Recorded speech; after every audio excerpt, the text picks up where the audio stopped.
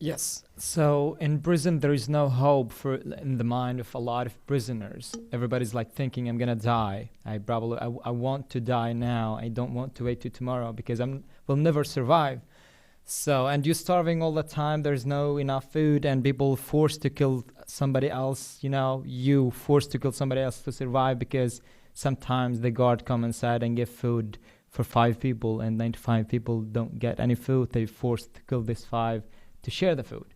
Um, and like I was starving in a very long time. I don't know how it felt to be full in my stomach. It was my biggest dream, in a very long period. My biggest dream was to eat once, be full, and die. So I didn't get hungry again. So it was a dream for me and a lot of prisoners. And suddenly one day came and we got a lot of food, and it's nothing good. You don't think about it that in a positive way. You just like, we get a lot of food, we don't eat because it may be like trap, the regime, the guards trying to do something. So we got a lot of food, we don't eat it because there's something wrong. There's a lot. They maybe gave food for 2 rooms instead for 1. So we were like really surprised, waiting until the end of the day, and should we eat or not? Everybody's starving. You're looking at the food. A lot of people crying for the first time. They see so much food. They may eat this time and be full for the first time in their life, and their life in prison. And then we decided to eat. And it's like when you decide to eat this food, it's like I decided to die, because if it was a trap from the regime, from the guards, we're gonna be killed for that if we eat.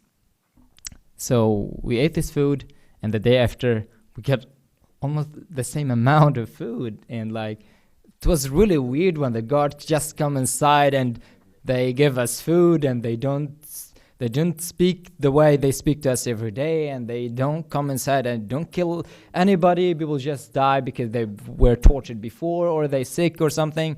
Like, it went like through 1 month of having this amazing life. If you compare it with the rest of the time in prison, it was like incredible. You wish to stay here forever. And you're just like, there is something wrong, but we don't care anymore. We eat, we drink, and we're not getting torture.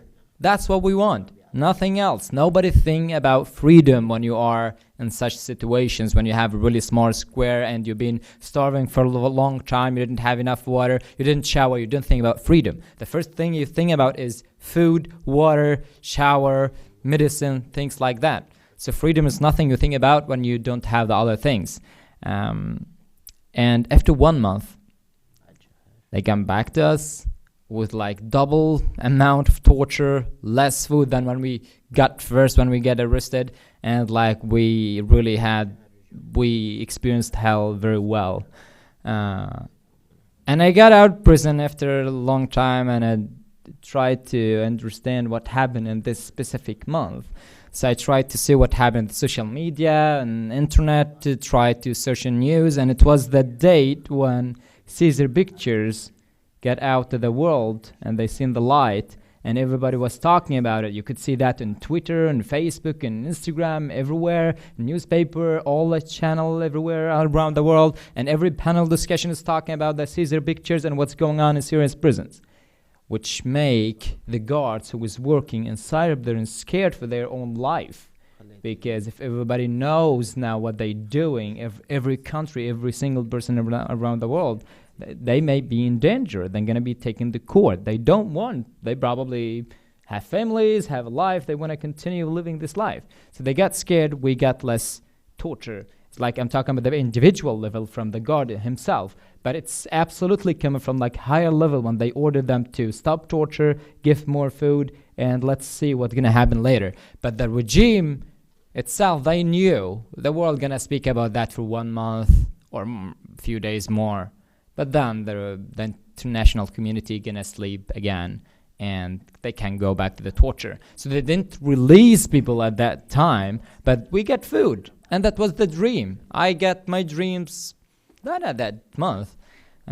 Dream of being full for the first time. So every time we do an event. Every time we go for a testimony in the House or the Senate, every time somebody who's famous publishes something on social media, it has a big effect because the Syrian army, the Syrian regime, they follow everything going on in social media, on news. They follow everything very closely, so they know what's going on. They get a little bit careful when it's needed.